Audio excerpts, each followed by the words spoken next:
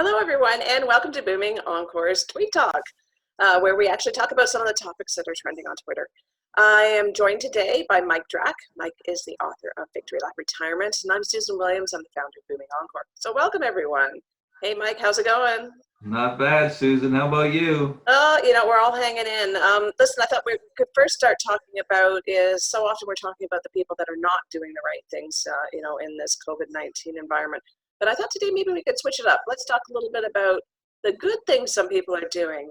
For instance, we shared out a story that there are a volunteer groups starting from the grassroots who are basically just offering their services to help others. And it's actually starting to have spread across the country, which is great. And they're calling themselves caremongers. So, that's one group. What are some other areas that you think or other people, Mike, that you're hearing about that are doing some really good things?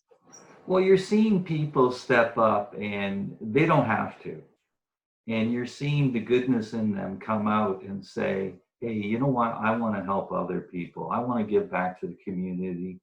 The community needs the support as much as it can get. And it's just so wonderful to see these people actually step up and help out and do these things when they don't have to do it. They're not getting paid for it, and they're just providing support and leadership. And it's so positive. And these are the people I want to see get the medals when we get out of this thing. And we will get out of it. But, stories like that, it brings a tear to your ear.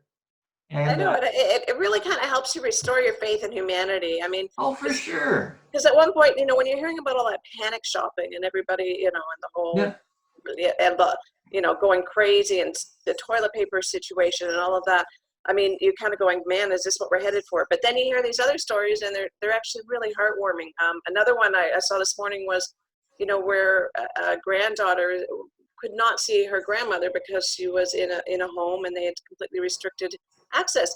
So she went over and she actually played a concert on the lawn for all the people in the retirement home, and they came out and listened to her from the balcony. And it's like, people are No, getting that's cool. creative, and No, yeah. No, it's a feel good story.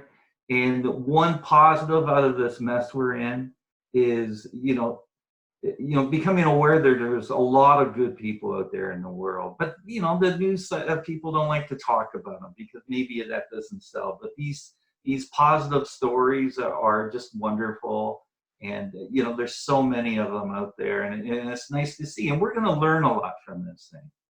And, what I'm concerned with is we can't just quickly forget about the lessons from this thing. We got to change. I think it's a wake-up call. And, people like us, we're going to keep promoting the message that, hey, we can do things better, but we have to work together. You're right. I think it's a big call to all of us to say, really take a good look at what's really important. And, That's right. out of this, let's see, what we can really change. And I think, when change is often needed when it's such a significant event. That's usually when people get motivated. And I That's just right. hope, like you said, that we just don't lose the lessons that we're learning along the way, and also thanking all the people on the front lines, all the people that are That's providing right. service in the offices, to just keep everything moving so that, you and I can sit in our homes. I mean, we are sitting in our homes, but staying safe at least. And those are No, the you're right. people that should be applauded. Okay, let's go on to the next topic, a little bit more difficult. I actually interviewed Dr. Sean Hayes. He's a clinical psychologist, about stress and anxiety, during these uncertain times. And basically, he said the reason why so many people are feeling such high levels of stress and anxiety is that this is something that he calls collective trauma. And it's a catastrophic event that undermines our normal structures and functions of society. And as a result, we just don't feel like we have any sense of control. And so that's why we're probably, many of us are experiencing elevated levels of stress. And anyways, he goes into more, and you can see the interview on our website and also on the YouTube, our YouTube channel, just on what he's suggesting that we do to actually try and manage and cope with this situation. What are you doing, Mike? I mean, I know Well, I'm have a higher level of stress. How about you? I should talk to him because I have a lot of stress. But no, to be honest, I think you have to take back control, because we're kind of just sitting there absorbing all this negative information. and you go to the grocery store and there's no toilet paper, no cleaning supplies or anything like that. It can wear you down mentally. And so what I've done is try to put structure back into my life. Try to get a new routine going. Make sure I take a shower every day and I brush my teeth. It's funny because no, it's so true, because somebody told me get up and put on your pants. That's right. Put on your pants. I'm wearing a lot of sweatpants now. Well, no, but that's what they say. That's the risk, because then, like, I hate to say it, they're too giving, right? You kind of let yourself go a little bit. So at least your pants are a good reminder of, don't overindulge and don't overeat while you're, Susan, sitting at home. Sweatpants are a wonderful thing. But you see, it's important because you got to keep going forward, and you got to keep doing things, and they have to be positive things, and you have to, think positive thoughts and try to accomplish something while you're isolated in your house, right? Yeah. No, well, what I'm doing is I've actually stopped watching the news, quite honestly, I'm very much limiting it. I get my updates, but then I stop because it was just getting too hard, and the stuff is changing so frequently, and you don't know necessarily, and then I spend time trying to figure out what's actually fact versus fake, and I thought, you know what, I'm just going to go with, and this is what actually Dr. Hayes also suggested, just go once a day, do your check-in, make sure you're staying current, but then get on with the rest of your day. So I'm trying to do that. I'm also trying to, you and I are both fortunate, at least we can get outside. Well, that's key. That's key. It's so important to get outside and be active.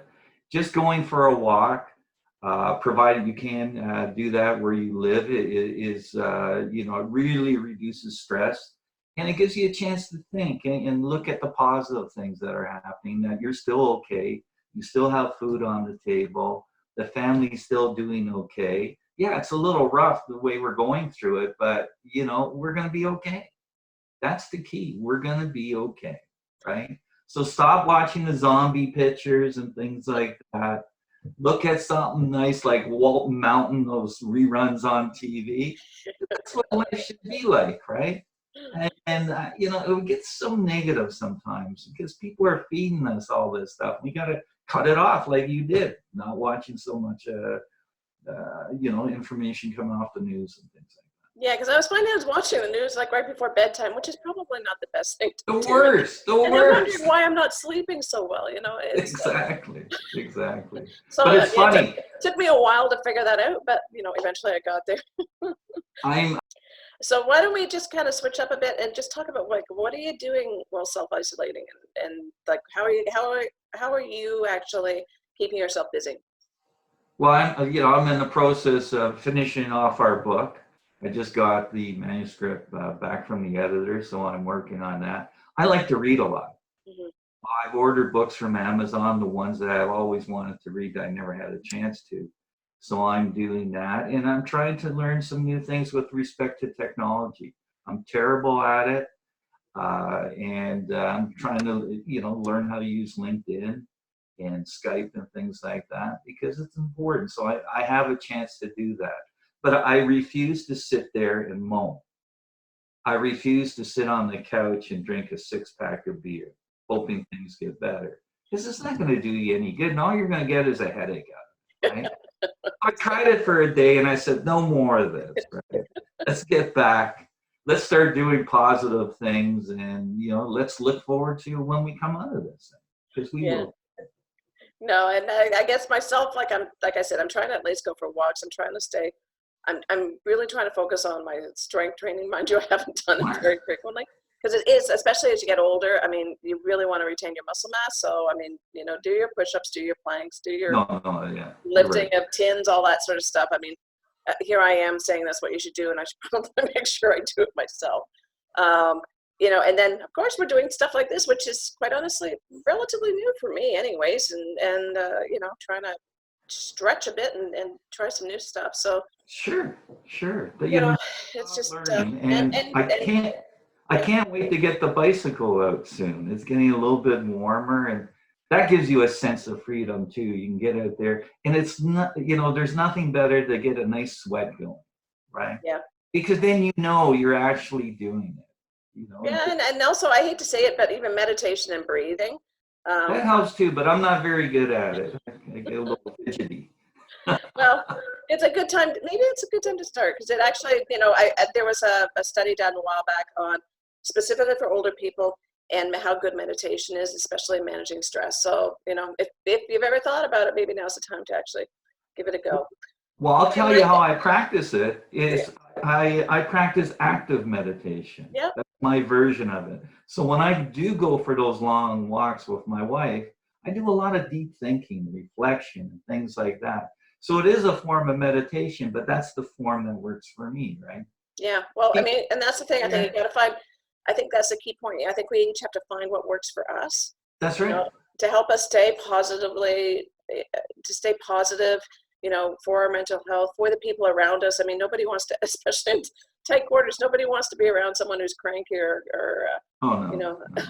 depressed all the time. So you're not only doing it for yourself, you're also doing it for all the people that you're now spending a lot of time with. You So know, we're learning a lot about ourselves right now, Susan. absolutely, absolutely. So, anyways, well, stay strong, my friend, Thank you. We'll and to talk everybody soon. out there, do what you can, do what you need to do, stay healthy, stay strong, and we'll see everyone again soon. Bye for now. Take care.